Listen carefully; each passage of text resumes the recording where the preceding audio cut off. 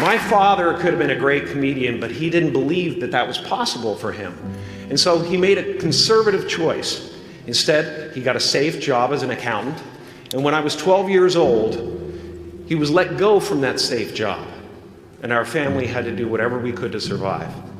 I learned many great lessons from my father, not the least of which was that you can fail at what you don't want. So you might as well take a chance on doing what you love. It's not the only thing he taught me, though. You know, I watched the effect of my father's love and humor and how it altered the world around me. And I thought, that's something to do. That's something worth my time. It wasn't long before I started acting up. You know, people would come over to the house and they'd be greeted by a 7-year-old throwing himself down a large flight of stairs. They would say, "What happened?" And I would say, "I don't know. Let's check the replay." I'd go back to the top of the stairs and come back down in slow motion.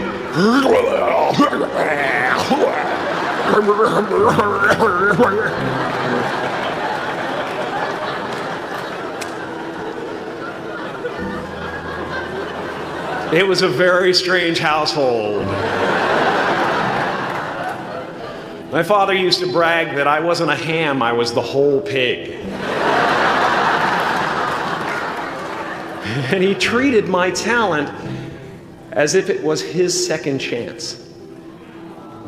When I was about 28, after a decade as a professional comedian, I realized one night in LA that the purpose of my life had always been to free people from concern, just like my dad.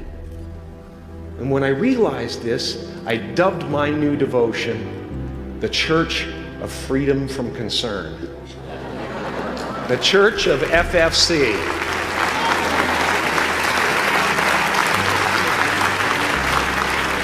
And I dedicated myself to that ministry. What's yours? How will you serve the world? What do they need that your talent can provide? That's all you have to figure out. As someone who's done what you're about to go and do, I can tell you from experience, the effect you have on others is the most valuable currency there is. Because everything you gain in life will rot and fall apart, and all that will be left of you is what was in your heart. My choosing to free people from concern got me to the top of a mountain. Look where I am. Look what I get to do. Everywhere I go. I'm going to get emotional because when I tap into this, it really is extraordinary to me.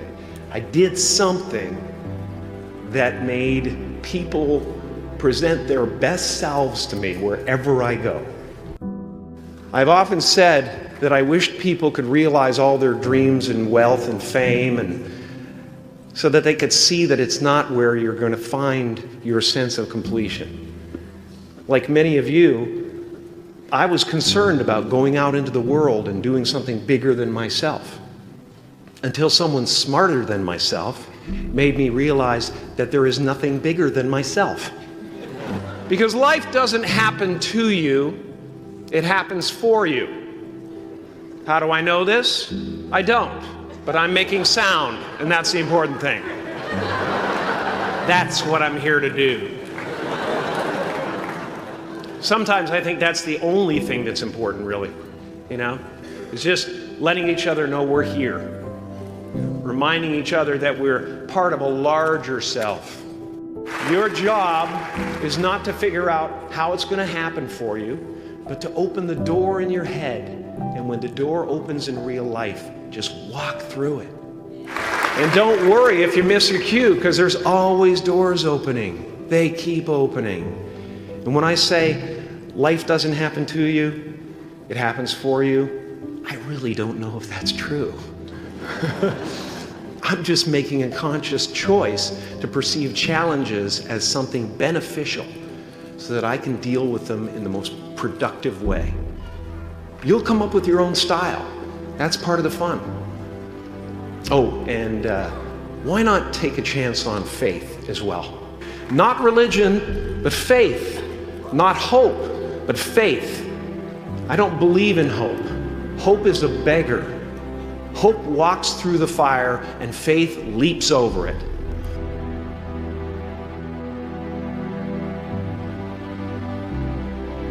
I used to believe that who I was ended at the edge of my skin, that I had been given this little vehicle called a body from which to experience creation. And though I couldn't have asked for a sportier model,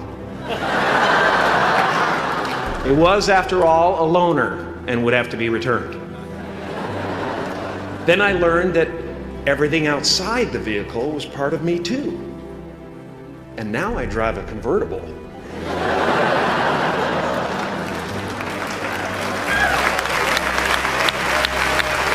Yeah, man. Top down, wind in my hair. Woo! I am elated and truly excited to be present and fully connected to you at this important moment in your journey. I hope you're ready to open the roof and take it all in. You are the vanguard of knowledge and consciousness, a new wave in a vast ocean of possibilities. On the other side of that door, there's a world starving for new ideas, new leadership. I've been out there for 30 years. She's a wildcat. Oh, she'll rub up against your leg and purr until you pick her up and start petting her, and then out of nowhere she'll swat you in the face.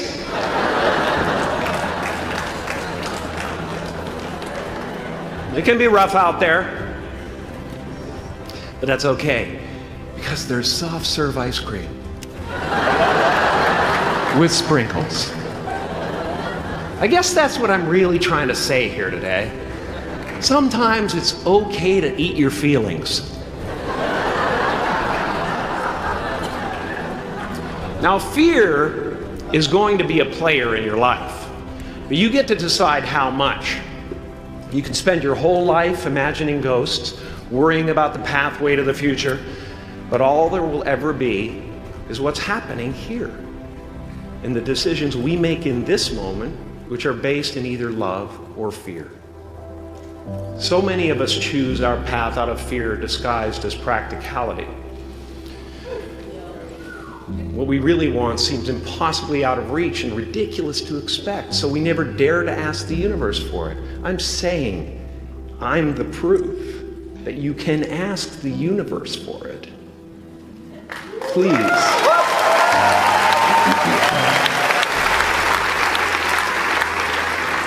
I am at the top of the mountain, and I was, and the only one I hadn't freed was myself, and that's when my search for identity deepened.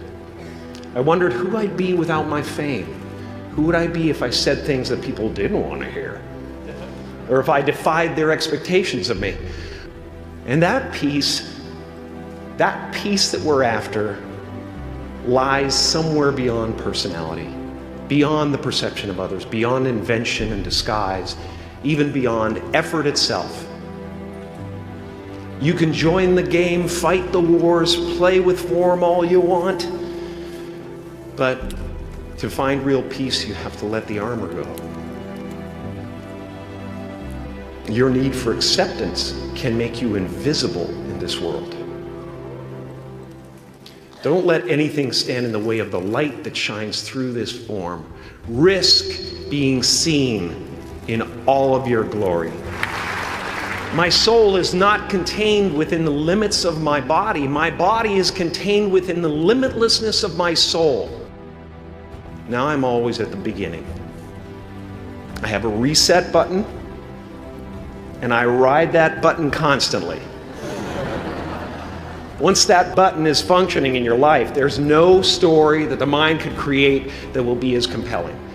The imagination is always manufacturing scenarios, both good and bad, and the ego tries to keep you trapped in the multiplex of the mind.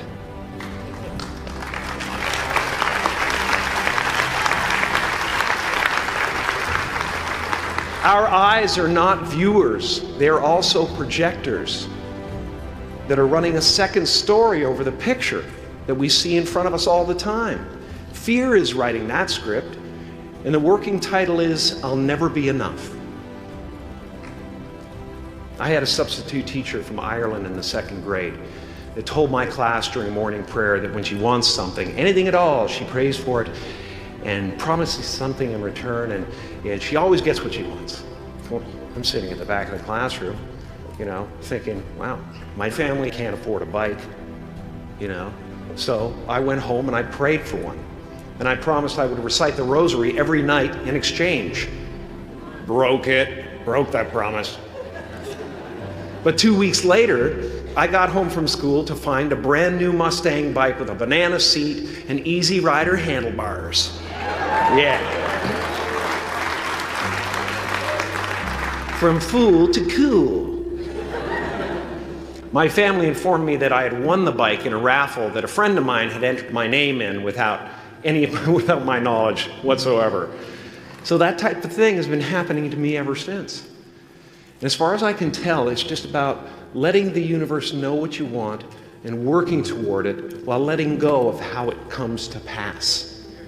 No matter what you gain, ego will not let you rest. It will tell you that you cannot stop until you've left an indelible mark on the earth, until you've achieved immortality. How tricky is this ego that it would tempt us with the promise of something we already possess? Relax and dream up a good life.